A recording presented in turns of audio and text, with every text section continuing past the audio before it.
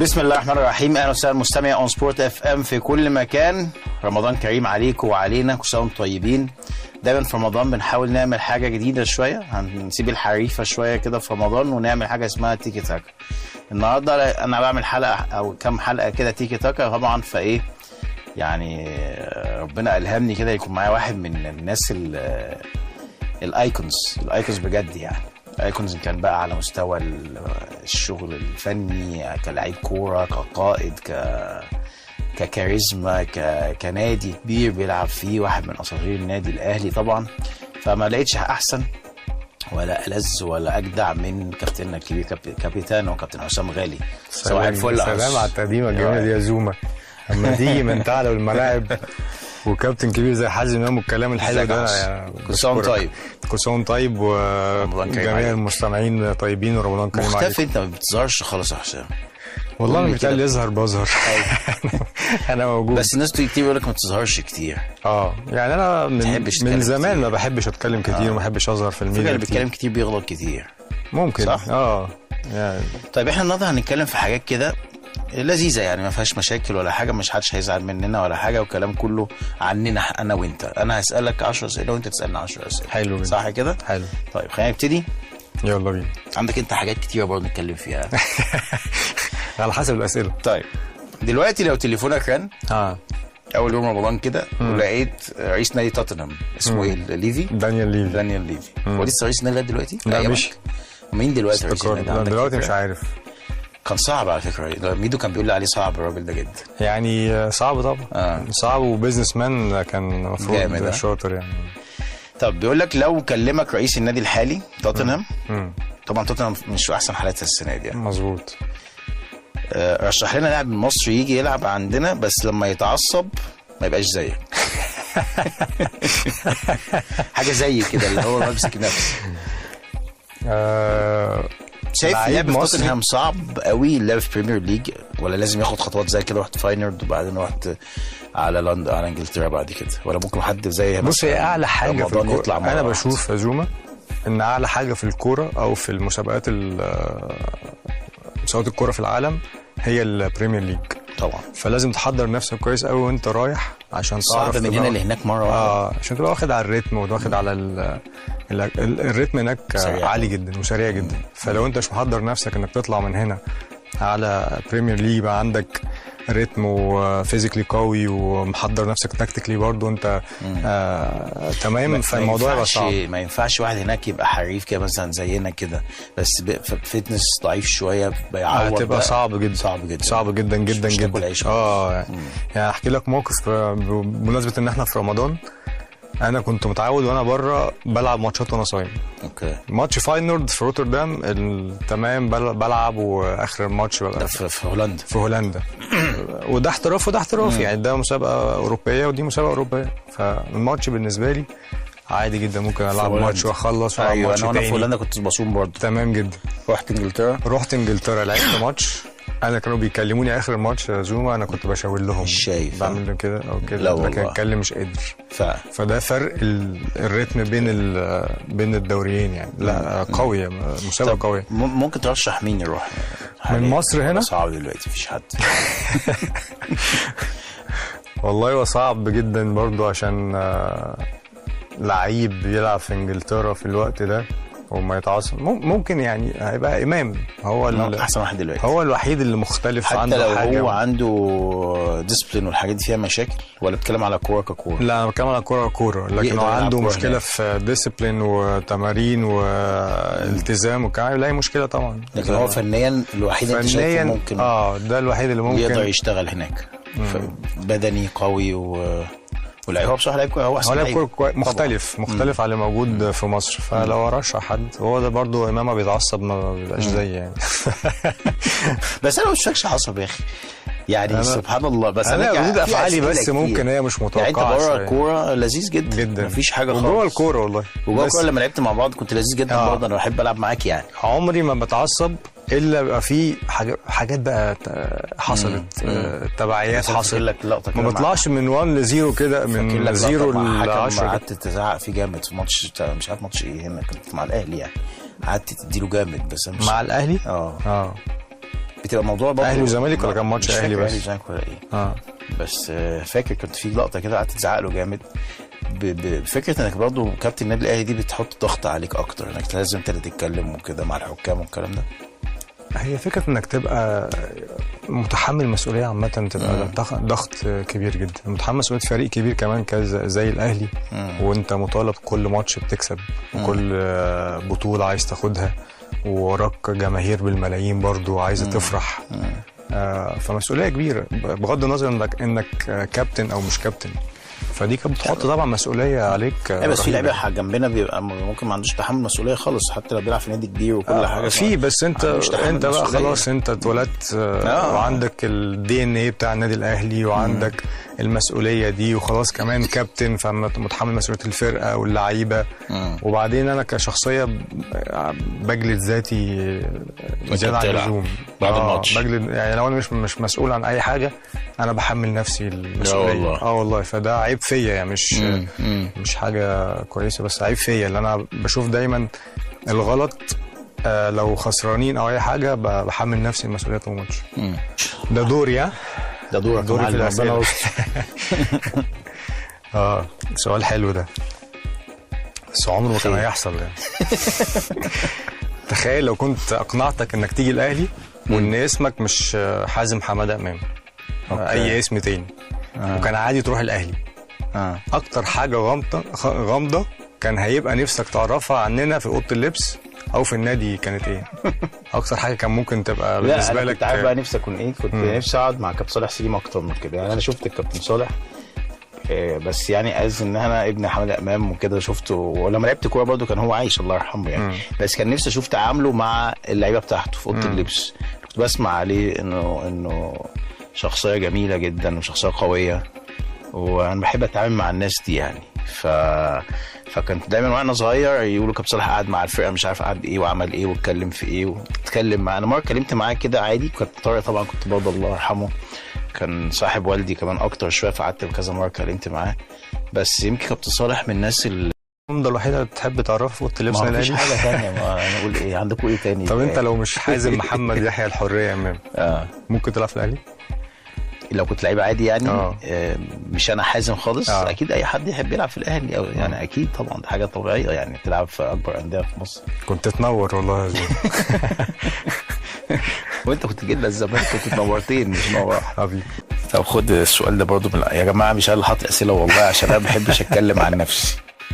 مين كان بيقلقكوا في الاهلي؟ لو العب انا ولا شيكابالا ولا جمال حمزه؟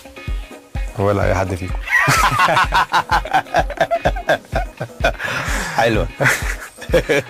الأباني في وسط 2 لعيبه يعدي بمهاره كده ويعمل كروس باس بالقدم اليسرى عن شيكابالا يصلحها. مش ممكن المباراه دي. حازم امام كابتن تيم نادي الزمالك يحط صاروخ ارض جو ما يشوفهاش عبده شعبان. مش ممكن الجول ده. حازم والأباني يعمل عرضيه من ناحيه الشمال يصلحها شيكابالا لحازم امام من غير ما يوقف الكوره. مفيش حد في الملعب يشوفها غير وهي داخل شباك عبده شعبان. ايه المباراه دي يا جماعه؟ خلي بالك ما بنخافش من حد، بس بتعمل حساب لحد. طبعا. لكن يعني انت بتجيب اسماء 3 طبعا لعيبه مهاريه ويعني يزعجوا اي مدافعين. بس انتوا بعيد عني، ماليش دعوه بيك. بعيد عنك. فما كنتش اي بس مثلا كنت تقول لوائل مثلا او تقول بس يعني انا يعني طبعا انت جبت برضو جول في الاهلي وشيكابالا بس مش كتير. بس جمال حمزه متعب حتى وانا بتفرج مش بلعب في الماتش. الكوره ما بتيجي في رجله في خطوره، بحس بخطر. ايوه صح. يلم كورته ويلعب الارضيه الحلوه والتسديد هوبا. يا نهار ابيض الله الله الله الله الله الله الله الله الله عليك يا جمال يا حمزه. الله عليك يا زمالك. يا عيني عليك يا جوزيه. الله الله الله على الروعه. ايه الجمال ده يا ابني؟ ايه الحلاوه دي يا ابني؟ حلوه. جوزيه هيتجنن النهارده. ادي شيكابالا وادي الاستلام وبيمينه. ايه ده؟ ايه الجمال ده؟ ايه الحلاوه دي يا جمال يا حمزه؟ الواد ده كان غريب في ماتشات الاهلي والزمالك. الاهلي والزمالك ده مش طبيعي يعني. ماتش الكاس لو تفتكر 4-3. ايوه. لا انا كنت قاعد بتفرج على الماتش ده. كنت بلعب في الاهلي ساعتها، كنت بلعب بره يعني. اوكي. الكرة تيجي في رجله لا في حاجه هو يعني حاجه هتحصل.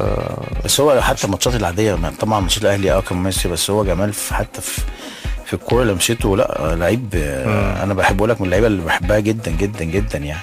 فانت ما بتخافش يعني؟ لا انا عمري ما خفت. مين كان بيضايقك وجوده في الاهلي اكتر في ماتشات الزمالك؟ ابو تريكه ولا بركات ولا متعب؟ نفس السؤال. بس الثلاثه يعني الثلاثه لعيبه مهمه جدا. يعني اللي مرت على تاريخ النادي الاهلي، نقله لعبه بتوصل عند تريكه، يلعب بينيه، فرصه جول جول جول، فرصه جول بركات، اخيرا بركات يسجل التعادل. يا ولد يا بركات، بينيه حلوه من ابو تريكه من ورا دفاع البايرن، وبركات بقى يسجل التعادل عشان يفرح جمهور النادي الاهلي، وعقيده الفوز راسخه بل موصله وموثقه من بينيه تريكه ومن انفراد بركات اللي بيسجل هدف التعادل للنادي الاهلي. بس اكتر واحد متعب وبركات ومتعب، الثلاثه متعبين جدا طبعا كانوا وبعدين هم جم الثلاثه مع بعض في جيل احنا كنا برضه ابتدينا جيلنا مش نفس القوه، ابتدينا يعني عارف لو قلنا في 2001 او 2002 كانت الامور هتبقى احسن بكتير وعادي يعني رايح سجال جامد، لكن هم جم في وقت برضه احنا كنا في احلال وتجديد ودخلنا بقى في المشاكل الاداريه دي، فكان اللعيبه كلها مش احسن حاجه يعني. بس لا الثلاثه كانوا جامدين، لكن يمكن متعب كان اكتر واحد عشان بيلعب على الجون. لكن ابو تريكه طبعا في نص الملعب وكان بس ابو تريكه انا اعتزلت 2008 هو لعب معانا 2004 او 5 تقريبا، كسبنا احنا الماتش ده، هو جاب جون كان اول ماتش يلعبه تقريبا، وبعد كده بقى هو السنتين دول انا لعبت ماتشين 3 جاب جول بيمينه تقريبا في منصف في المقص ده كنا احنا كسبانين 2-0 تقريبا. وبعدين انا ما كملتش انا اعتزلت بقى، بس الفتره دي بقى هم الاهلي كانت انتوا احسن بكتير، جايبين لعيبه كتير واحنا ما بنجيبش حد. لكن بركات برضه ماتش 3-3 لو تفتكر. طبعا. بس انا كنت اعتزلت يعني، هو اللي جايب الماتش. الجول الثالث الثلاثه جامدين بصراحه يعني. انا عايز اقول لك حاجه، بس الاسئله دي في معدين مش انا اللي عاملهم يعني عشان بس نبقى احنا تو كلاريفاي everything يعني.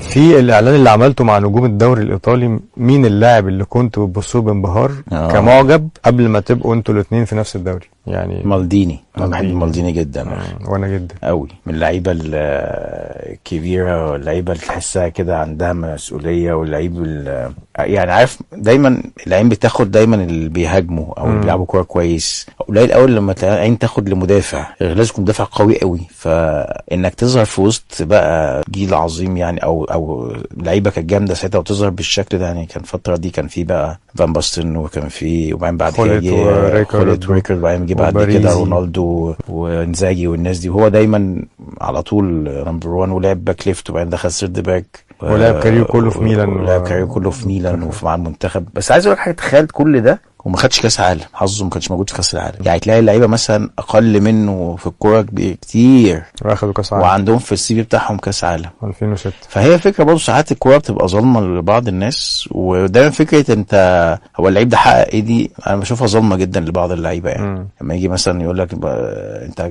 طب ده كام مثلا حد يقول مثلا سيا محمد احسن من احمد، فبتلاقي واحد مثلا بيشجع احمد يقول لك هو بس ده خد كام بطوله. انا بشوفها دي فكره فاشله تماما لان الظروف تختلف يعني في لعيبه عظماء ما جيرارد ما خدش الدوري الانجليزي. الظروف تختلف كمان ومش لعبه فرديه يعني انت دايما بتبقى معتمد على اللي حواليك والنادي اللي بتلعب فيه، ممكن نادي بطولات ونادي من غير بطولات، ويبقى في حقبه كده تبقى انت برضو مش احسن حاجه فيها، مش احسن جيل. ايوه بيجي لك جيل تبقى كويس جدا ويجي لك انت نفس اللعيب مع جيل تاني تبقى وحش جدا ما تاخدش حاجه يعني. بشوف دايما فكره بشوفها هنا في مصر كتير مقارنات، يقول لك ده احسن ولا احسن، يقول لك بس ده بشوف ده خد عمل ده كام بطوله، ما في ناس كتير خد بطولات كتير حظها كان حلو انها لعبت مع جيل، لكن هو لو لوحده مش هيعمل حاجه يعني، مش هيعمل فرق يعني. هو في لعيبه اصلا يعني كتير جدا انت ممكن ما لا تذكرها اخذ البطولات ممكن كتير جدا احسن من لعيبه كتيره جدا. طبعا بقول لك توتي يعني توتي ده واحد من عظماء الكوره مثلا، لما تيجي مثلا تقارنه بكليني مثلا، كليني لعيب كويس طبعا كل حاجه، بس يعني البطولات كليني اكيد اكتر مع يوفنتوس بكتير بمراحل من توتي، لكن كم واحد اللي متابع او مش متابع اللي يعرف بس كوره خفيف كده عارف توتي وعارف كليني، او ياكوينتا مثلا. ياكوينتا لعيب يوفنتوس ده خد كاس عالم، لو سالت ناس كتير مين ياكوينتا ما حدش عارف، بس هقول له عارف مالديني مثلا. فبشوف الفكره دي مش عارف يعني مش مستساغه ساعات بالنسبه لي، بحس ان فيها ظلم يعني. احنا دايما بس في الاونه الاخيره بنتكلم بلغه الارقام. فالناس خدتها حافظه عمل ايه، انجازاته ايه، جاب كام بطوله، فدايما يتكلم ارقام. هو لو عايز يفطسه، لكن لو مش الناحيه الثانيه هيطلع له كذا حاجه كويسه. مين اللعيب اللي ما كنتش بتحب تبصيله؟ ولو مش عايز تقول اسمه احكي لنا بس عنه واحنا هنعرف. خلي بالك في لعيبه كده يعني ما بحبش ابصيله، بس يعني صعب قوي ما بحبش. طب مين يعني اصلا مش برضه يعني كان ما كنتش تبقى مرتاح قوي لما بيلعب جنبك مثلا؟ لا في لعيبه طبعا تبقى مرتاح وهي جنبك، وفي لعيبه. طب قول لي مين مرتاح؟ طيب مرتاح كتير بقى يعني انت ديفندر مثلا جنبي مثلا لو شوقي ببقى مرتاح جدا، حسام عاشور ببقى مرتاح جدا، لو احمد فتحي ببقى مرتاح جدا. الناس اللي بتجري كلها الناس الناس كل انت بقى لو حد حريف قدامك يتعبك بيزهقك يعني ولا بيلعب ضدي؟ لا معاك في فرقتك. بص النص الملعب ده دايما محتاج حد يبقى عارف يتحرك معاك، عشان انت مش بتلعب لوحدك.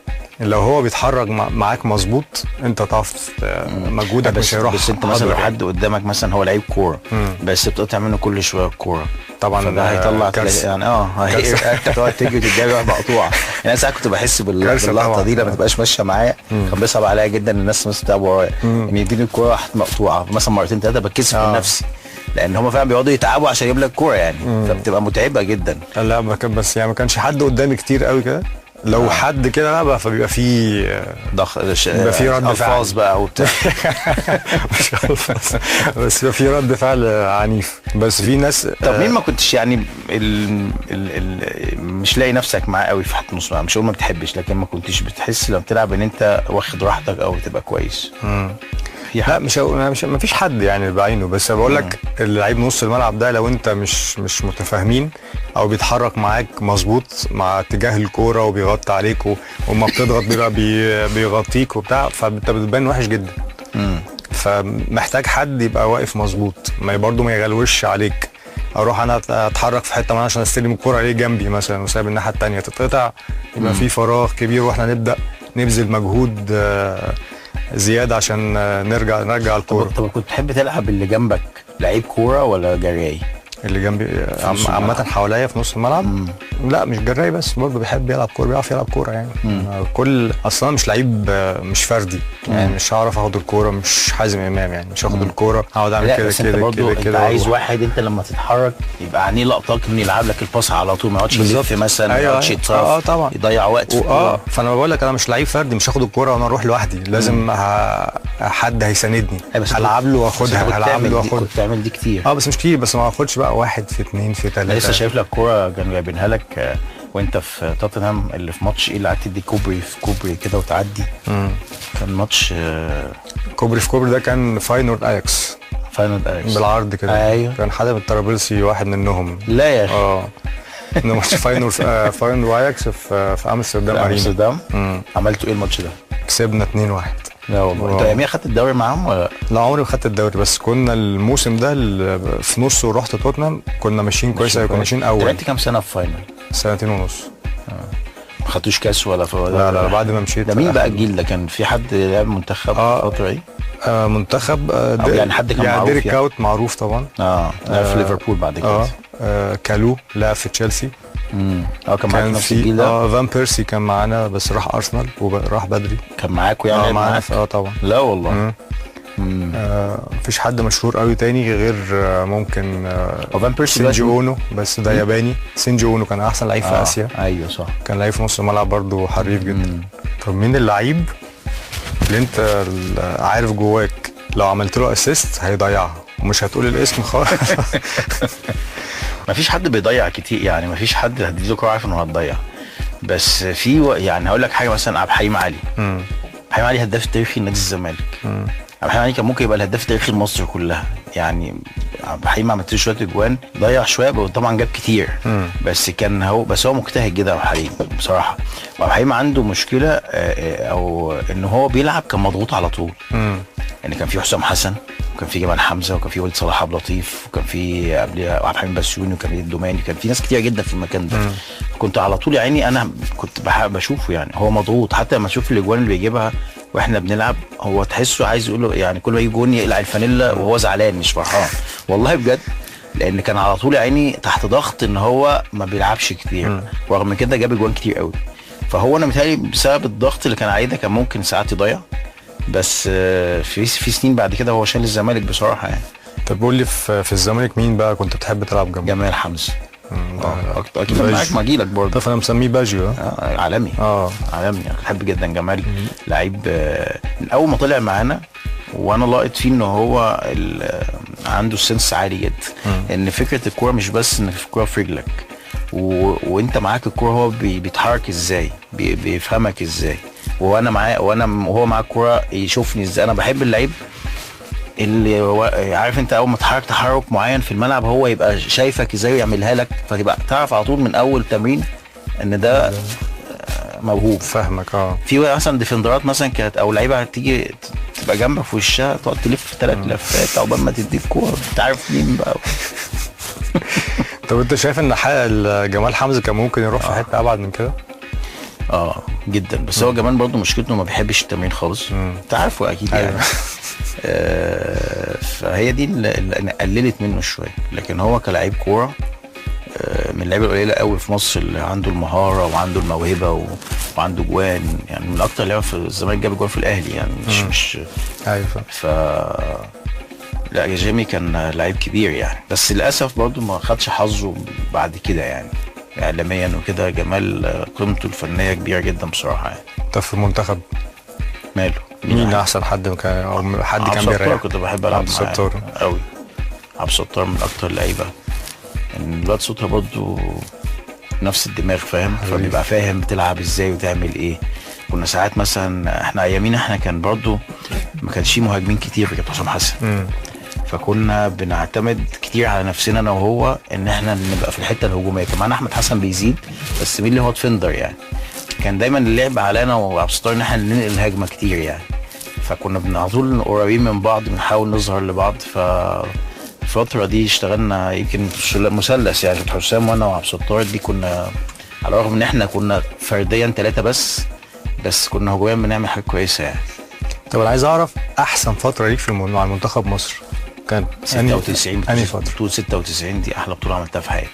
اللي فين؟ في جنوب افريقيا؟ جنوب افريقيا دي كانت مع الكابتن احمد دي انا عملتها على المستوى الفردي يعني. افتكر ان دي احسن بطوله لو حد لعب بطوله يعني كويسه، متهيألي دي من احسن الحاجات اللي انا عملتها في حياتي، او حتى ممكن لو قارنتها بلعيبه تانية كتير ممكن تلاقيني واحد من الناس الكويسه اللي عملت بطوله يعني. عملت بطوله دي كويسه قوي. 98 لا 98 بطوله كويسه، بس انا 96 على الفردي مستوى الفردي انا كنت بعمل حاجات، كنت عارف مبسوط بقى. اول بطوله ليا انت اول بطوله ليك امتى؟ 2000 معانا 2004 صح مظبوط. لعبت الليبرو اول ماتش، اخر ماتش لا لعبت اخر ماتش نص الملعب بس انت لعبت اخر ماتش بس اسهل ماتش صح كامل. انت اول ماتش ما لعبتهمش خالص، كنت بره سكور خالص. فاكر ماتش فرنسا؟ ايوه كان قبل البطوله دي. كابتن صلاح كابتن محسن لعبك سيرد باك على تيري هنري، شلنا 5 احنا الماتش. الحمد لله. ليه لعبت سيرد باك الماتش ده؟ غريبه جدا. ما كنتش بتلعب انت سيرد باك الماتش؟ كنت بلعب سيرد باك خالص، وبعدين كابتن محسن شافني بقى ان انا ليه بنط عالي وسريع. ايوه صح. كنا في التمرين انت قعدت في كام كوره، فغالبا قال لك بس ده اللي يمسك تيري هنري. ده وكان الناحيه الثانيه بشير مع سيسي. وكان مين ليبرو ساعتها؟ كان عبد الظاهر تقريبا. بس عملنا ماتش اول تلت ساعه كويس، مش وحشين. لغايه لما ما اعرفش ليه الدنيا فتحت مننا كده. المشكله ان انا كنت الماتش ده انا كنت بلعب اساسي على طول. فجاه كابتن محسن جالي واحنا في الغداء واحنا على الاكل كده، جاي جنبي حزوم معلش هتقعد جنبي النهارده. عايز اقول له ليه يا كابتن يعني، فسكت يعني. ما اعرفش لعب بالشكل ده ليه، ما اعرفش كابتن محسن يعني. يمكن خاف بقى من زي ما انت قلت يعني وكده يعني. مش ماتش برضه احنا اللي دخلنا في الحته دي بنتكلم عن ايه؟ مش عارف. لما قابلت رود خليط في الفوتبول سامت عرفته غلطته ولا لا؟ وبعدين انا على فكره عايز اقول الحاجه اللي هو قاله ده انا شايفها طبعا هو نقد، ولكن انا شايفه ان هو قيمه كبيره جدا ليك اللي هو بيتكلم عليك بالشكل ان هو فاكرك كل ده من ساعتها، وان فاكر امكانياتك وكل اللعيبه اللي دربها دي. لكن وهو كانش الموضوع لا مثلا يمت مصر بصله، خلي بالك هو لا جاي على مصر، كان هو فجاه كده اوت اوف نو وير راح قايل حسام غالي. فانا شايفها دي حاجه حلوه ليك انت جدا ان هو فاكرك انت عامل ازاي. انا شايفها حاجه حلوه بس طب هو كان معاه حق في اللي بيقوله؟ معاه حق. بص انا كنت طاير من الفرحه ان خالد هيمرني يعني انا كنت بشجع الميلان زمان، تعرف بيجي على القناه الثانيه كده ماتشات الدوري الاوروبي. ما كانش بيجي غير الفاينل بس زمان. فكان ميلان ده بالنسبه لي في الجيل الذهبي بتاعهم، مالديني زي ما انت قلت، ورايكارد وخولت وفان باستن وباريزي، فكنت بموت فيه. هو مراك في فاينل بموت فيه يعني بحب. ده كان اول حاجه خلاص يعني كان لسه صغير قوي، كان اول تدريبات، اول فرقه، كان غالبا اول فرقه يعني تشيلسي وهو بيبطل دربهم، بعد كده تاني تجربه تقريبا هي فاينل. هو لا فاينل برضه مسك، او لعب فاينل، لا فاينل، ومسك نيوكاسل شويه برضه. فانا خولت هيمرني، انا كنت طاير من الفرحه. وبعدين قبل ما يمسك جه في اخر ماتشات كده يتفرج علينا، فبرضه كان معجب بأدائي جدا، قعد يتكلم معايا اول ما جه. وبعدين الهولنديين بيدوا الفرقه الاساسيه دايما ارقام من 1 ل 11 صح. فاكر انت الموضوع ده؟ فاداني رقم 6، فانا هو من اول ما جه مركز معايا، مركز ان انا لعيب اساسي في الفرقه، وكان بيساعدني جدا برضه، وبيعاملني كويس قوي، مؤمن بيا جدا، مؤمن بيا بجد يعني. فده كان مفرحني. فكان هو دايما طبعا بيقول لي العب الموضوع السهل ده، وانا بالنسبه لي السهل، طب ما انا بلعب السهل. ايوه هو ده. احنا طالعين من ثقافه، انا جاي العب كده يا جماعه. ايوه احنا طالعين برضو من هنا زوما، ان اللي بيجري بالكوره ده هو دايما الجمهور اللي بيهيص له. ايوه صح. فانا بلعب السهل بس بدربل الكوره، يعني بدربل من هنا 10 متر في مساحه باخدها واعمل باس. هو عايزك تلعب مش بعك اللي هو لا تك تك تك، مش بعمل كده، بس هو عايز العب على طول الكوره اللي تتعب، مش انا اللي اتعب. فدي كان نقطه بيكلمني فيها. بس الموسم ده انا كنت عامل معاه موسم كويس قوي. هو اتكلم، اللي ضايقني في الموضوع هو قال كل حاجه، امكانياتي ولعيب تكنيك مظبوط وقوي وبنط عالي وكل الكلام ده عجبني وفرحني جدا. اللي ما عجبنيش اللي هو قال المنتاليتي بتاعته عطلته وودته في حته تانية. اما يجي لعيب مدرب او حد بيقيس واحد عنده منتاليتي او عقليه كويسه ولا لا، ما بتتحسبش بالدريبلينج، انك بتدريبل يبقى انت عندك عقليه كويسه، او مش بتدريبل فانت عندك عقليه وحشه. العقليه كويسه ولا وحشه دي بتيجي من الكوميتمنت، تبقى انت كوميتد للعبه اللي بتلعبها فبتديها كل وقتك، او انك بتبقى هارد وركر او لا، او بتبقى ديسيبليند ولا لا. فدي دي العقليه كويسه ولا وحشه. فانا كنت عندي الحاجات دي، يعني انا كنت كوميتد جدا للكوره، وكنت ببذل مجهود رهيب في التمرين، عايش حياه الكوره بره الملعب وجوه الملعب مظبوط جدا، وبخاف على اكلي وسهري وكل الكلام ده. فما تجيش تقول عقليه مش كويسه. هو حكم ان انا كنت من غير نادي في فتره.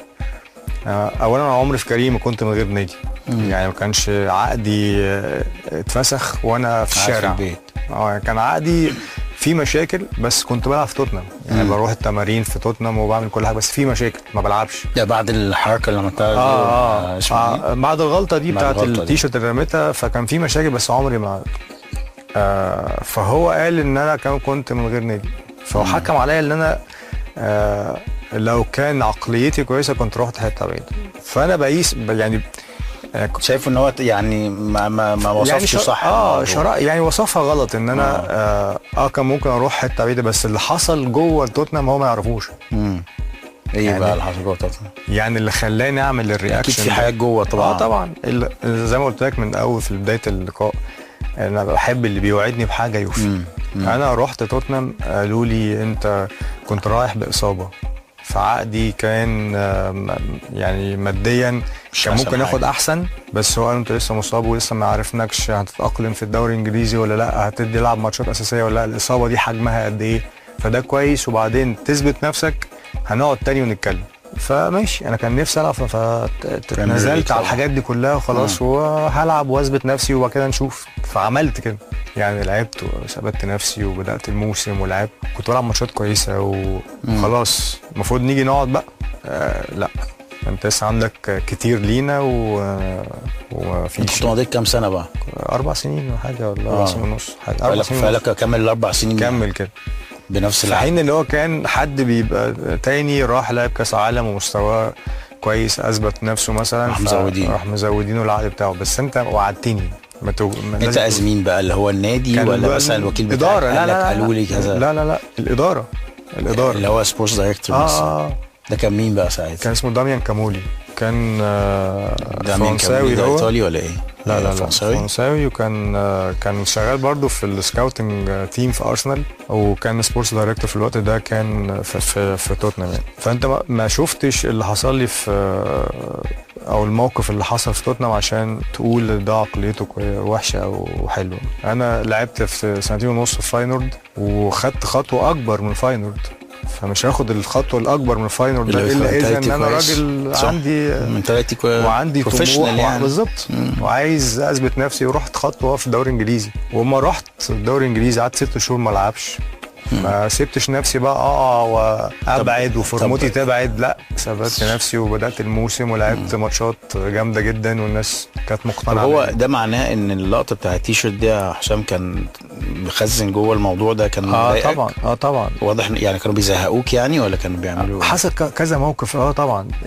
اصل انت برضو الناس بتشوف اللي في الاخر يعني برضو يا زوما كان في بونص في العقود، تلعب مثلا 20 ماتش اساسي تاخد فلوس، مبلغ مش قليل، مبلغ كبير. فمثلا تلعب ماتش تبقى مكسر الدنيا في ضد تشيلسي وجايب جول، الماتش العوده ما يلعبكش، هو مش عايز يديك البونص، مش عايز يوصلك انك تاخد بونص. بالظبط. واخر الموسم ان المدير الفني بتاعك يبقى عارف ان البونص بتاعك لو لعبت كذا تاخد كذا، بيجي مع النادي عليك بالظبط. هو عارف، بيقول انت عندك كذا بتاخد كذا، قلت له انت عرفت منين؟ والطبيعي ان المدير الفني ما يعرفش الارقام اللي قال له عشان يبقى واخد باله بالظبط. فالحاجات دي كلها خلتني يبقى رد فعلي لا انتوا ناس مش امينه وناس مش عايزه توصلني للمفروض اوصل له. فاللي زاد بقى الطين بله ان انا كنت احتياطي، نزلت لعبت شويه راح مخرجني. ده كان اسمه ايه ده؟ مارتن يول. فقلت بقى الناس دي ده جاي لك يعني الناس دي بتخلص عليا، فلازم نهرب من انت مشيت، انت رحت ديربي كاونتي بعديها؟ رحت 6 شهور ديربي كاونتي. بس اللي انا استفدته من الموضوع، اللي ما بحبش حد يقع في الغلط ده، انك عندك خناقه مع البورد خليها مع البورد، عندك خناقه مع مدير فني خليها مع مدير فني، بس ما توسعش الموضوع. انا الرياكشن اللي انا عملته هو خلى الجمهور اللي غاضب مني ايوه صح، والجمهور ما يعرفش اللي جوه ايه. بس هو بالنسبه للجمهور انا اهنت التيشيرت اللي هم بيشجعوها ومنتمين ليها. فانت كان ممكن يبقى الرياكشن بتاعي ايا كان هو ايه، بس هو جوه اوضه اللبس ما حدش عارفه، او تشرح للناس بعد كده اللي حصل فعلا. اريجو ساكي لما قال انك واحد من افضل صناع الالعاب اللي شافهم في حياته، ما كنتش عايز تكلم ذاكروني فيديو كول، بس ما كانش فيه ساعتها فيديو كول وتقول له اسمع عمك بيقول ايه. كان ايه المشكله؟ انت عارف ان لا هو ذاكروني طبعا مدرب كبير، بس كنت انا جاي بقى من مصر، زي ما انت كنت لسه بتتكلم على فكره ان صعب تطلع من مصر على البريمير ليج.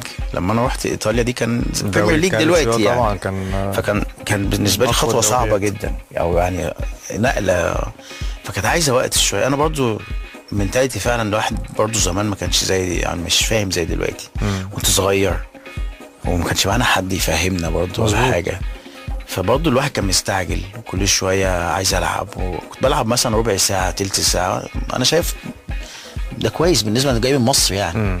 بس انا كنت مستعجل جدا. ف ذاكروني كان، وبعدين انا حظي برضو في ايطاليا مع الفرقه ان انا يمكن السنتين اللي رحتهم دول كانوا احسن سنتين تقريبا في تاريخ اودينيزي. احنا اول سنه رحت فيها احنا كان مثلا اودينيزي ده بيطلع ال 14 بيطلع ال 15 17 يعني طلعنا الخامس. دي كانت يعني طفره، ده كان انجاز غير طبيعي. دخلنا اليوروبا ليج تاني سنه، دي كانت اول مره في تاريخ يعني الجيل اللي دخل اليوروبا ليج ده اول سنه اودينيزي، واحنا انا فيه يعني. لعبنا اياكس على فكره، بس اياكس طلعنا في الدور الثاني، فما كانش بيلعبني كتير، فكان عندي مشكله معاه على طول، بحس ان هو مستقصد. طبعا احنا لما بيكبر في دلوقتي بتفهم يعني الدنيا ماشيه ازاي. المهم انا شفت ذاكروني ده مره، كنا هنا في اون رايحين، اول ما اون فتحت عملنا ماتش ايطاليا ومش عارف ايطاليا وفرنسا ولا ايطاليا، كان عملناه هناك، كان في نيس، كان ايطاليا وحد تاني مش فاكر مين.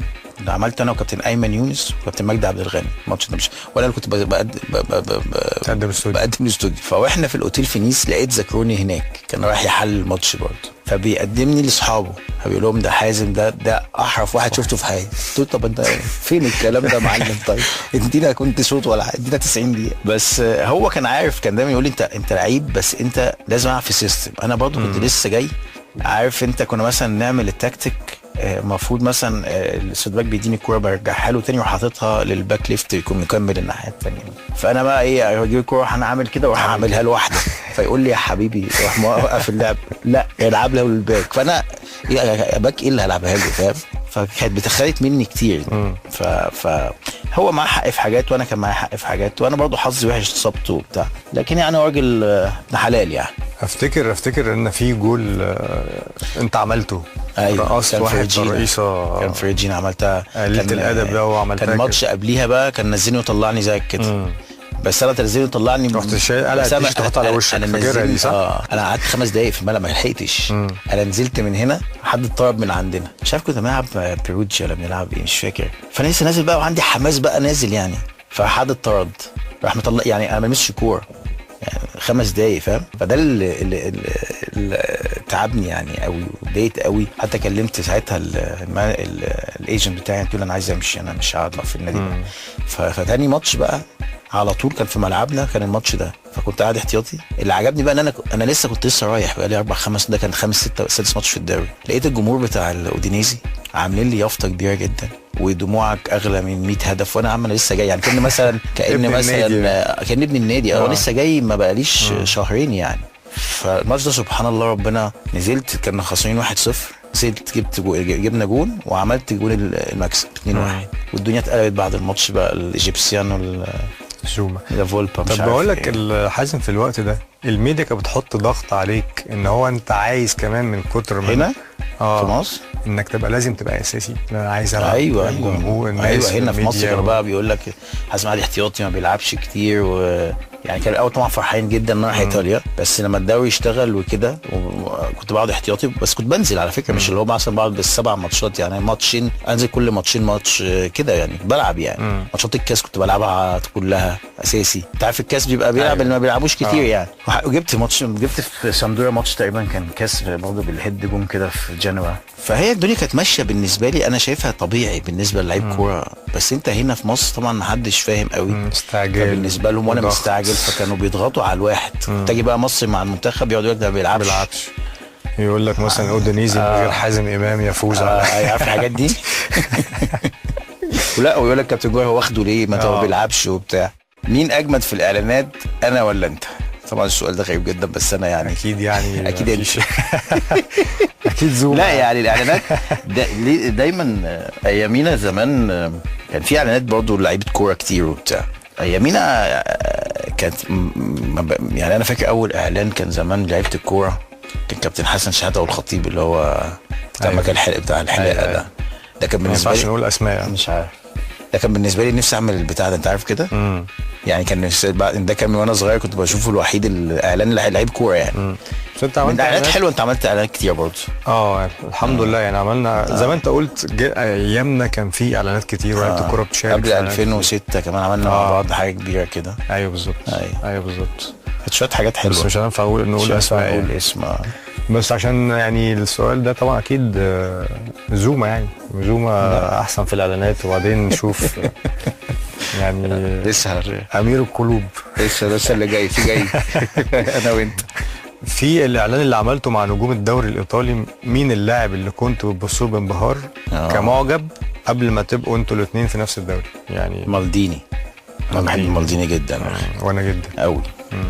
من اللعيبه الكبيره واللعيبه اللي تحسها كده عندها مسؤوليه واللعيب يعني عارف دايما هتلاقي العين بتاخد دايما اللي بيهاجموا او اللي بيلعبوا كوره كويس.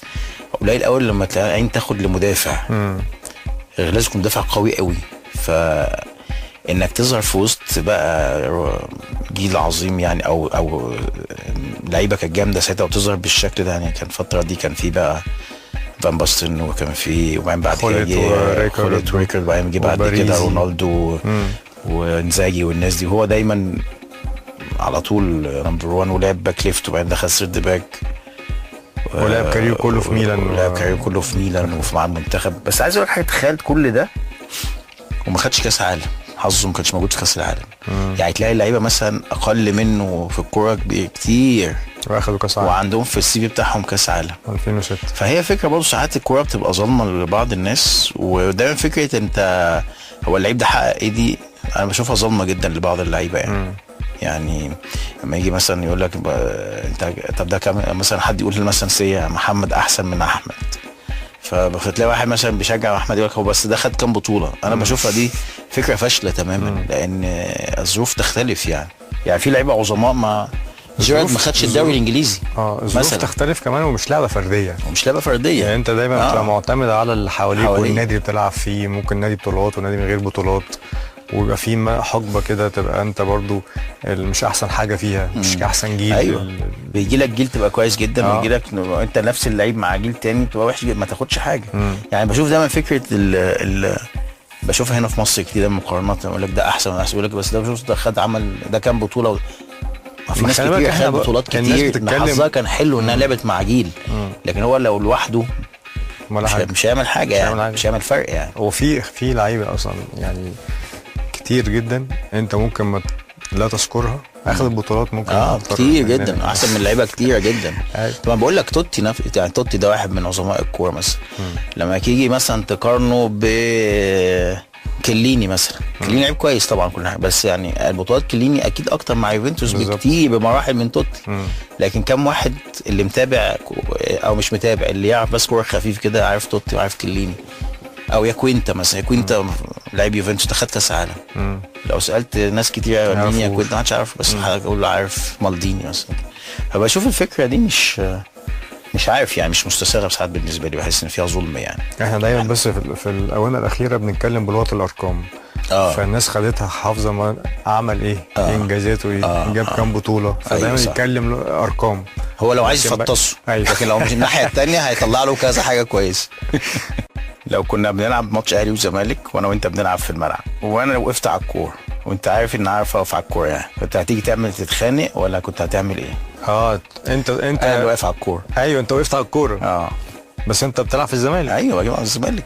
انا ما عنديش مشكله مش هتتخانق يعني؟ لا مش تحس انها تقليل منك ولا حاجه؟ لا خالص عادي. لا عادي، انت حر. لا بس هأذيك في الملعب. بس هي مش هأذيك في الملعب. ماشي ما انا فاهم. بس انا قصدي في الكوره دي مش هتيجي تاخد الحاجات دي. لا خالص. لا بس هي بتقل يعني مش عايز اقول تستهزأ بالمنافس يعني، هي فيها تقليل يعني. انا بشوف انها ما فيهاش استهزاء بالمنافس يا زوما خالص. انت بتعمل اللي انت عايزه، وانا كخصم يعني لا احاول لو انا بلعب مثلا ورحت واخد الكوره مثلا كاسبين مثلا 2 ورحت واخد الكوره قعدت انطق كده مثلا براحتك، اعمل اللي انت عايزه. براحتي، ما انا عارف انه براحتي. اعمل اللي انت عايزه وانا اعمل اللي انا عايزه. تروح داخل ايا كان بقى ايا بس مش هعمل حاجه. مش هعمل حاجه عمري، ولا هكلمك ولا انا حاجه والله. انت قادر تعمل كده. بس انت في الموقف ده رحت انبت رمضان في الموقف ده. انا انبت رمضان صبحي عشان حاجه تانية خالص، مش الموضوع ده خالص، مش عشان وقف على الكوره. انا شايف، انا قلت له قبل اول مره، قلت رمضان ما يصحش وما ينفعش تعمل كده، ما تخسرش الجمهورين، خليك لعيب للناس كلها، مش لازم تضايق جمهور الخصم عشان تبقى انت نجم يعني. ده اول موقف في اوضه اللبس قلت له نفس ده كان في المراد باين الماتش ده صح؟ لا اول موقف عملها في القاهره، وبعد كده تاني ماتش عملها في المره الثانيه دي كنا احنا كسبانين الزمالك 3-1 وكان خلاص الامارات. وكان الزمالك خلاص الماتش بيخلص خلاص ملاش معنى يعني. احنا بقى مستحوذين وما في، بدا لعيبه الزمالك تتنرفز على بعض والدنيا فكه خالص، واحنا ممكن نجيب تاني جوال تاني. الموقف ده وقف الماتش، رجع نادي الزمالك للماتش، جابوا جول 3-2 سخنوا طبعا بعد اللي حصل بالظبط. بقى رد فعل برضو اللعيبه ان ده استهزاء بيهم مع الجمهور والحماس، ممكن يبقى فيه حاجه عكسيه، فرجع الماتش تاني. فانا بقول لرمضان ليه كده بقى يعني احنا خلاص الماتش خلصان، فمش ناقص اي كهربا بقى يعني. كهربش الماتش وهم يترجعهم الماتش و3-2 ونلعب اخر مثلا 10 دقايق ربع ساعه واحنا مضغوطين ممكن يتعادلوا، واحنا بنلعب فرقه كبيره مش نادي الزمالك. مش بس طبعا انت غلبوا بالصيغه، مش الصيغه الهاديه دي، انت اديته منقي طبعا جامد. مش بالصيغه العاديه، بعصبيه شويه. سؤالي، طب انت زوما اصلا ما بتتخانقش وهادي جدا بس قول لي اكبر خناقه اتخانقتها في الملعب قبل كده، ولو انت رايح خناقه قول لي 3 لعيبه تاخدهم معاك. اكبر خناقه اتخانقتها في الملعب، بص انا في مره ما اتخانقتش يعني، بس اديت بوكس مليته يعني بغيل. كنا بنلعب دوره في كوريا، واحد كوري ماسكني مطلع 30 ما بيهزرش، بيضرب ضرب، وبعدين الواد سبرنتات عارف طبعا فتنس رهيب، ترنات رهيبه. انا برضو لعبي كله ترنات، فدايما بتعمل ترن ما بيجيش معاك، ده بيجي على طول وبعدين بيضرب في الانكل اتعصبت جدا، فراح واخدني الكوره جت كده على الخط، فبستلم راح جاي شايلني من تحت، فانا بقى انا وهو رحت مديله بوكس. انا خفت راجل شو انا سمعت مفيش بقى ولا فار ولا اي حاجه خالص. انا سامع في وشه لبست، بس اغرب رد فعل في حياتي. ايوه ما جاش جنبي تاني، ما جاش جنبك، وبعدين ما قالش ولا مثلا اتغلى. انا قلت هيموتني يعني البوكس. انا مش مدي اخوانا. ماتش في كوريا ولا ماتش في كوريا؟ انا مش مدي اخوانا، هيلبس. انا بعمل، بس انا بغل فعلا. الواد عمال يضرب فيا فغليت فلبست. عارف تسمع، عارف دي صوتها جامد كده. انا قلت وشه اتكسر يعني، فكه اتكسر. هو ما جاش تاني جنبي يعني، لعب عادي، بس هو ما قاليش حتى ايه يعني، مثلا ما فيش يعني واحد تاني كان هيديني واحده في وش مثلا. طبعا ما طول الماتش عمال يضربك. فدي كانت بالبنيه دي لازم يرجع لك. مره تانيه برضه خليت مع حضريوي في المغرب، بس كان كلام يعني، كلام وتجاوزنا جامد جدا. كنا الماتش ده كنا في المغرب. عبد الكريم حضريوي ده الباك ليفت صح؟ هو بقى حبيبي. بعد كده لعبنا في هولندا مع بعض وبتاع، بس ما هو دخل فيها وانا دخلت فيه وشتمنا بعض وبتاع، وعملت له ضربته جامد، فكان هو بين الشوطين هيموتني. وكنا بنلعب في المغرب بقى، كان الماتش ده كان 100,000 وبتاع، فالنبي اتدخل بقى ومعلش وبتاع وخلاص وهدى المواضيع. فدي كانت يمكن اكتر حاجه يعني كان فيها مشاكل شويه بالنسبه لي يعني. طب اكتر لعيب مؤذي مصري لعبت معاه ضده في حياتك؟ كان بيجي الماتش ياه الملعب ده، الماتش ده مش هيعدي على خير. في لعيبه غلسه بس مش مؤذيه يعني. انا مثلا مشير حنفي عندكم الاهلي كنت بحب العب عليه خالص. كان صعب جدا وما بيترقصش، وكان قصير يعني الارض كده ومدكوك وسريع، مع ان شوف سبحان الله ما لعبش كتير منتخب يعني كان الوحيد مثلا في الجيل ده اللي لعبش منتخب. بس انا كنت ما بحبش العب عليه. انا زمان اول ما لعبت في الزمالك كنت بلعب راس حربه، فلعبت عليه ماتشين ولا حاجه. كان في لعيب في نص الملعب بس مش فاكر اسمه ايه، كان في الاتحاد. كان بيرقص ابراهيم الشايب. انا مش فاكر، مش عايز بصراحه ان بعد ظن اسم، بس ده كنت هو ابراهيم الشايب. كان بيقرصني وانا بجري. والله العظيم كان بيقرصك ويخربشك ويشد فيك. على جيلنا كان ابراهيم الشايب. كان في واحد اللي بيلعب في الشرطه برضو، لعيب الشرطه ده في نص الملعب ما كانش بيبطل جري. انا لعيب، انا بحس بنفسي ان انا تجري كتير. فتنس بجري كتير يعني، بروح وارجع واجري جنبه كان في شويه يا ابني انت ما تتعبش. انا هموت وانت رايح جاي معايا وحاسس ان الدنيا عادي ما فيش ما بيلحقش خالص. فدول برضو كانوا صعبين. طب لو داخل، طب انت سؤال بقى، لو داخل خناقه الاول تاخد 3 لعيبه مين معاك؟ 3 لعيبه؟ اخد مدحت عبد الهادي طبعا. من المنتخب ولا كمونه؟ اي حد برضه جسمه كبير جدا. جسمه كبير بس بيضرب ولا قلبه جامد؟ لا كمونه برضه قلبه جامد يعني. مدحت عبد الهادي وكمونه. مدحت طبعا. مدحت حرامي ثلاجات يعني. هيطلع يموت اي حد.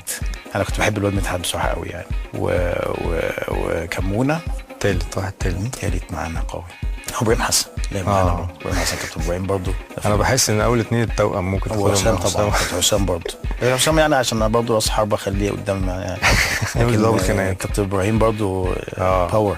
ولما عرق وده بينفد مره زمان اول ما لعبت معاهم في المنتخب كنت صغير قوي يعني. اول مره اروح المنتخب كانت 95.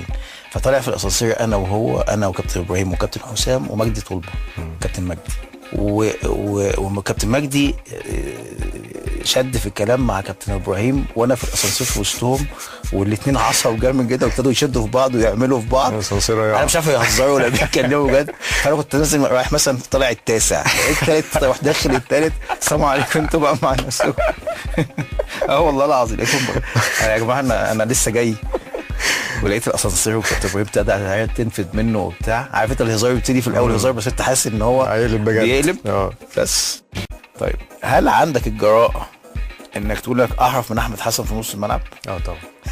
كده على طول كده في منتهى العفويه. طبعا احرف منه بكتير. ده الصقر احرف منه بكتير. العبيد هيهريه.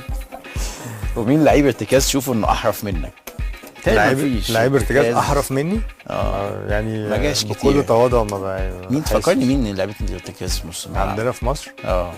يعني احمد حسن كان بيلعب طبعا، شوقي، حسني، فتحي كان بيلعبها ساعات، في عاشور، بعد كده بقى كان النني وابراهيم صلاح واحمد توفيق مفيش حد. مفيش كباري دي والحاجات الشغل. لا مفيش كده. احمد حسن طبعا لعيب كبير بس طبعا مش احرف مني يعني. الحرفنه حاجه واللعبه حاجه. لا لا بس انت ما استنيتش، ده انت على لا طول. لا لا ده انت ما فيش اي تواضع خالص. انت ما جيتش. يعني لو تقول لي انت ولا عبد الستار ولا مش عارف هقول ماشي، لكن احمد حسن اعرف مين. بس انت شايف نفسك في الحته دي نمبر 1 از حرفان. مش بقول انا لعيب نص ملعب اجمد احسن واحد او اجمد واحد او احرف واحد. انا بشوف ان بصراحه انا احرف واحد. انا اقول انا كمان برافو يا زو. ما تزعلش يا ابو حميد بقى، ما تزعلش. طب رتب لي الامهر فيكوا بالترتيب بصراحه من غير تواضع، اللي هو ما تقولش بقى يعني انا هجيب اخر ناس زيك كده اخر على واحد. انت شيكابالا عبد الستار.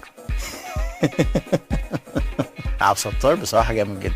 يعني بص اقول لك حاجه، اقول لك انا وعبد الستار في حته واحده، وشيكابالا بعدنا بالسنتين بشويه. هو الثلاثه حريفه قوي بصراحه. يعني مش يعني بصراحه احنا كلنا في حته واحده. بس بتحس عبد الستار كان عنده الاستمراريه يعني على طول. كان عنده طبعا. عبد الستار لو كان لعب في الاهلي ولا في الزمالك احسن، كان بقى في حته ثانيه خالص، جماهيريا واعلاميا وكرويا، وكان خد بطولات، فالناس كانت هتتكلم عليه اكتر من كده بكتير. لا عبد الستار ما شفتش زيه بصراحه في الكوره يعني انا ما شفتش حد بيترقص يروح عامل لك كده يوديك وهو يروح يعني ما فيش حد ما شفتش الطريقه دي. هو اول واحد وريها لي بصراحه، اللي هو بعد كوتش طبعا عامل جسمه كده. بعد كوتش مش هو بعد كوتش. فكرتني بكوتش ده مره كنا رايحين نلعب، حظنا المنيل يعني للاسف الشديد ان انا جيلنا ده حظ وحش قوي. فكان اولمبياد اتلانتا، كسبنا اول مرحله، كان ساعتها مراحل مش زي دلوقتي مجاميع والحاجات دي. كنا بنلعب ستيج 1 كسبناها، ستيج 2 بقى هنلاعب مين؟ نيجيريا. كان جيل نيجيريا بقى جيل مين بقى؟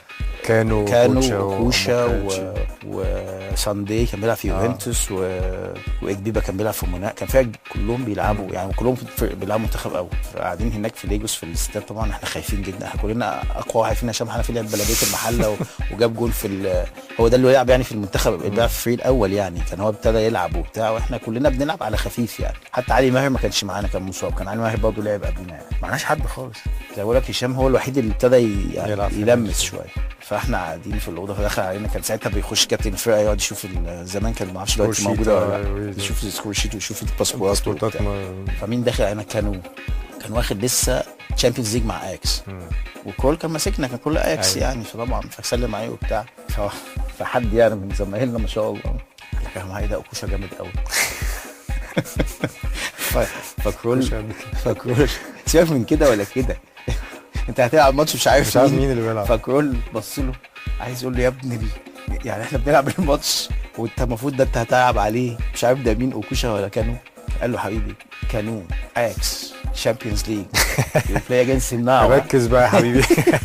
واتغلبتوا الماتش ده؟ الماتش ده اتغلبنا 3-2 هنا. احنا كنا رايح جاي اول ربع ساعه حسام الناس طبعا هم نازلين هياكلونا. انا مدي سروهين، واحد لاسامه نبيه واحد لاحمد فاروق. فاكر احمد فاروق بتاع البلديه؟ كان لعيب جامد قوي احمد فاروق ده.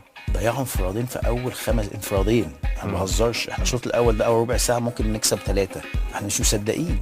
بس طبعا مع قله خبرتنا ضيعنا جوان. ضيعنا حطك في الشوط الثاني 1، بعديها بثانيه 2-0، وبعدين جبنا بينالتي تامر مصطفى شاط وجبنا 2-1. راحوا جايبين فينا 3-1. رحت انا جايب جون في اخر ثانيه 3-2. نتيجه حلوه جدا يعني. جينا هنا اول 10 دقايق رحت جايب جون، نوصل احنا بقى. راح اجبيبه حاططها في عصام الحضري. كانش الحضري بقى بالمستوى ده، كان زمان عادي يعني، ما كانش تحول بعد 2006 ده. فحظنا كان وحش قوي قوي قوي. هم خدوا البطوله خدوا كسبوا البرازيل والارجنتين. البرازيل كان فيها جيل برضه كان جامد جدا، جيل قوي. بس احنا لو كان قابلنا اي حد ساعتها احنا كنا جامدين قوي عشان الجيل ده. احنا الجيل ده كابتن هنا بريده كان هو مشرف عندنا في المنتخب. احنا لعبنا 40 ماتش ودي، كلهم ماتشات مهمه. امريكا واليابان ورومانيا ومش عارف السعوديه، لعبنا كتير قوي. اسالك سؤال بقى في الحته دي، كويس انك اتكلمت فيها. فاكر زمان المنتخبات الوطنيه كانوا بيستعدوا ازاي؟ ايوه بقول لك، والاحتكاك بيبقى عامل ازاي؟ ايوه طبعا. ليه ما بنعملش الكلام ده دلوقتي؟ في المفروض في فتره حديثه المفروض نطور من منتخباتنا. كاس العالم اللي راح في اسامه العبيدي عملوا لعبوا ماتشين هنا في مصر مع مش عارف فرق ايه اللي حصل؟ يعني المفروض كل المنتخبات الوطنيه دي تمر كل ماديا ما عندكش قدره ماديه انك تعمل معسكرات للفرق زي زمان يا زوما كان معانا فلوس. ده بقول لك ده الوضع يعني. انا افتكر برضو ايام منتخبنا الاولمبي ومنتخب الشباب احنا كنا بنلعب اي حد في اي حته. ايوه يعني بنلعب كتير بطولات وبنلعب بره وجوه واحتكاك قوي، ده اللي بيخلينا بعد كده جامدين. جيل أيوة كويس، جيل قوي. لعبت لك 20 30 ماتش فمش وانت خايف ناشئ بالظبط. بتلعب منتخبات لكن يعني. دلوقتي اللعيبه بتلعب ماتشات مع فيرست تيم، ايوه فرق محليه ودرجه ثانيه وبتاع، فتروح تحتك بره كوره مختلفه كمان. انا بقول لك هي دلوقتي خلي بقى يعني برضه بص اقول لك حاجه، انا مسكت الاتحاد شويه، ففي حاجات بتبقى ماديه، بتبقى تذاكر طيران، لو انت ما جاتلكش دعوه بتبقى انت صعب انك انت تروح تلعب ماتشات دي زي الاول. بلس ان زمان يا حسام احنا ما كانش عندنا توقفات انترناشونال دايز، بتلعب في اي وقت. صح. فكنا بنروح في اي وقت نلعب. دلوقتي انت محدد بحاجات معينه باوقات معينه، حتى على مستوى المنتخب الاولمبي، حتى على مستوى المنتخبات الصغيره برضه انت محدد مش في اي وقت، لازم هم يبقوا مجمعين وانت بس المنتخبات الصغيره الناشئين والحاجات دي ممكن دي تمشي شويه. بس انا بشوف كنا مثلا في حاجه كنا عايزين نعمل، لا اما تروح تجيلك دعوات او انت تعمل دعوه لحاجات. الارقام بقت عاليه جدا، وللاسف بيبقى دايما الاولويه للمنتخب الاول او لمرتبات او لحاجات، فبتاخد منك كتير. عشان كده بقول لك الحاجات الماديه ساعات بتاثر على فكره الاحتكاك. بس هي طبعا زي ما بقول لك احنا 95 94 دي انا لاعبين 40 ماتش ودي عشان نوصل يبقى عندك 10 11 لعيب جامدين كده. يبقى النتيجه متوقعه، انت بتعد لازم. لكن انا متهيألي دلوقتي الامور بقت اسهل يعني ماديا احسن، ما عندكش مصاريف كتير، ما عندكش اجانب موجودين في المنتخبات، فما عندكش مصاريف بالدولار، فدي برضه بتعدك كبير، فبتوفر اكيد، بتكسب فبتاخد فلوس. الاتحاد الافريقي ساعات بيساعدك، فيفا بيساعدك في حاجات. فمتهيألي ده نوعا ما متهيألي بقى الجيل الجديد ده لازم، حتى الموضوع اللي حصل في 2005 وما لعبوش ماتشات وديه خالص تقريبا غير ماتشين من تشيلي مش عارف هم مسافرين، لا لازم يتكرر تاني، لازم ما يتكررش تاني يعني. وبعدين اللي ماسك المهندس هنا ابو ريده هو عايش الموضوع. ايوه كان بيبقى مشرف على المنتخبات بتاعتنا طول عمرنا وبنحتاج وبنروح في كل حته نلعب ماتشات وبيوفروا لنا كل الكلام ده. طب سؤال بقى قبل ما سؤال، وانا اخر سؤال ولا انت اخر سؤال؟ سؤال؟ لا لسه السؤال بتاعي معايا لسه دلوقتي مين اللي كان بيقلد التاني، عبد الستار ولا انت فرع فتحي؟ عبد الستار هو اللي كان بيقلدك؟ ايوه انا كنت انا اول واحد عملتها. راح مقلدك، راح معملها انبسط بيها وبقينا انا ستايل في اللبس برضه، هو عبد الستار في الملعب بس طلعه بره الملعب ما جاش. يعني ما هو اعظم لعيبه هم والناس رموز ومفيش اكتر من الاهلي الخطيب ولا في الزمالك كذا، وعادي يعني ده لابس اهلي وده لابس زمالك. انا كابتن حسن تقريبا كان لابس اهلي، هو كابتن فاروق وكابتن خطيب لابس زمالك. كابتن خطيب مش ممكن تعملها دلوقتي حتى لو ماتش اعتزال. مين دلوقتي تعملها بقى؟ اللعيبه هتخاف، لاعب شوط باهلي من السوشيال ميديا، شوط بزمالك طبعا هتخاف من السوشيال ميديا، هيطلعوه بقى وانت وما صدق يعني. فعلا صعبه ما هو موجود السوشيال ميديا ده برضه ناس بتستفاد منه استفاده رهيبه يا زوما، فمش مستحيل هيخلي الدنيا ماشيه طبيعي جدا، عشان هو من غير المشاحنات والشد والجذب ده هو مش هيبقى ليه وجود، فهو بيستفاد من الحاجات دي، فلازم يعمل دايما يأجج المشاعر بين ده وده. لكن في الطبيعي طول عمرنا اصحاب، طول عمرنا خارجين مع بعض في الملعب بنتنافس، لكن عمرنا ما اتخانقنا مع بعض. يعني انا فاكر وانا في منتخب الناشئين وشباب واولمبي، انا كنت جمال حمزه وميدو دول اخواتي يعني. ايوه طبعا. كنت بروح العب في نادي الزمالك وهما بيجوا. انا كنت بروح افطر في النادي الاهلي عادي. رجعنا. هل دلوقتي ممكن حد من الزمالك يروح يا نهار اسود او من الاهلي يجي الزمالك؟ رجعنا مره من توتنهام انا وميدو، كنا بنلعب خماسي في النادي الاهلي الاثنين داخلين عادي. الموضوع كان عادي جدا. دلوقتي بقى جريمه وجاسوس وخاين وعميل. بس الحاجات دي ان شاء الله تنتهي يعني مع مرور الوقت ان شاء الله. ان شاء الله. ده سؤال اخير لازم نجاوب احنا الاثنين، لو بنقارن نفسنا بالجيل بتاع دلوقتي. هو سؤال برضو ما بحبش المقارنات يا جماعه، ما بحبش المقارنات. مش حاسس ان في كام واحد متسيطين على الفاضي واصلا ما بيعرفوش يلعبوا؟ بس ده قاسي قوي السؤال ده. تعال نستلم اكتر 2 اوفر ريتد، بس مش هنقول اسماء، هنحكي مواصفات بس. طب ما هنحكي مواصفات هيتعرف برضه، بس هنتكلم بشكل عام. بشكل عام ما بحبش المقارنات. يعني انا فكره المقارنات بشوفها كل وقت وله اذانه، وكل يعني وقت بتاخد حاجتك ونصيبك. ما ينفعش كل شويه تقول يعني دايما. حتى ايامينا احنا هيقول لك ايه اللي قبلنا كانوا احسن، وايامينا كانت احسن منكم بكتير. لا بس في جيل كده زوما في النص، في جيل ما حدش يقدر يقول ايوه في اجيال واللي بعد في اجيال جامده طبعا. كان في كده مجموعه. هي هنا المواهب قلت دلوقتي. هي يمكن بتتكلم على فكره الماده قصاد الفنيات، الكواليتي. بقت كتير قوي زياده عن اللزوم للكواليتي انت شايف. ده اللي ممكن نتكلم فيه شويه، ان انت بتدي ارقام مش مناسبه مش مناسبه للكواليتي اللي بيديها لك كمتعه كوره يعني. فاهم؟ انا بشوف ده طبعا موجود. انا برضو مع حازم بشوف ان المواهب قلت جدا، ومش هنعمل مقارنات، بس تحس دلوقتي ان بيعمل حاجه اللي هي الطبيعيه جدا. كان المفروض اللعيب يعني مطلوب من لعيب الكوره ان هو يلعب كور بوش الخارجي يعمل ترقيصه، ده طبيعي جدا. زمان في جيلنا وجيل الكابتن حازم وقبلنا كان اللعيب الافريج العادي جدا بيعمل الاساسيات دي. دلوقتي في الجيل ده بيهول قوي عشان هو مش لاقيين برضو كتير عنده الكوره دي، فالناس بتهول الموضوع. انا وجهه يعني كلاعب كوره ومشجع دلوقتي ما بحبش اللعيب ياخد اكتر من حجمه. انا الحاجات دي بتضايقني جدا. ما بحبش اللعيب ياخد اكتر من حجمه وعنده جمهور او في الميديا او بحب اللعيب اللي هو متكامل ملتزم بيدي، مش شرط يكون حريف خلي بالك، بس بيدي 100% من كل حاجه جوه الملعب. مش شرط يكون لعيب مش حريف، لكن مدافع قوي بيموت نفسه. بيجيبني مثلا ياسر ابراهيم بيطلع كل حاجه جوه الملعب، ده لعيب احترمه. لكن بيبقى في ناس انصاف لعيبه وبتحب تغازل الجمهور، بتعيش على للاسف الجمهور بيشرب المقلب ده كتير. الجمهور بقى والميديا بيشربوا، شايفين اللي فيه الحاجات دي فبيشربوا المقلب ده. انا بحب دايما ان اللعيب ياخد، اللعيب الكويس الملتزم الشخصيه كويسه، الناس ياخد حقه. الناس بتحب للاسف بعض الناس يعني بتحب اللي بيضحك، اللي هو يقعد بقى يعمل يكتب كلمتين. أيوة. هو اساسا مش حاسسهم، بس هو بيديها وانت عارف ان هو بيقولها كده عشان يغيظ الناس تانية او عشان بس يعني خلينا نشوف ربنا يوفقهم يعني. والله جوما يعني كان تيكي تاكا طويله جدا، طويله وحلوه.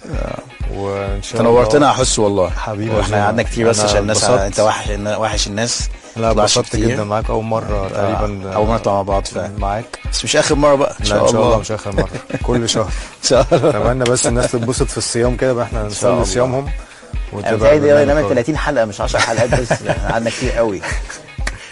شكرا يا حسن، شكرا يا حبيبي، طيب نورتنا. طيبين.